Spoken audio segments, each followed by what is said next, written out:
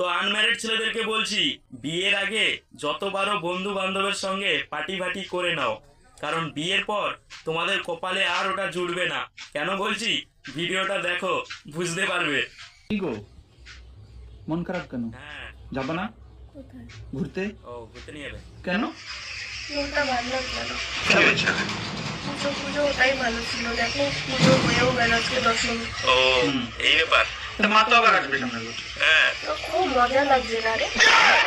তোর দশমী, তোর তো রাতে পার্টি আছে, তোর মজা হচ্ছে। তোর এটা তোর ভাবতে পারছিস না আজকে মা চলে যাচ্ছে, আবার একটা বছর পরে আসবে, সেটা না। তোর কতক্ষণে 8টা বাজবে, বন্ধুরা আসবে, সিগন্যাল দেবে, এরম করে আওয়াজ করে হাততালি দেয়, তুই বেরিয়ে যাস, তুই বেরিয়ে গিয়ে ওখানে পার্টিতে বসবি।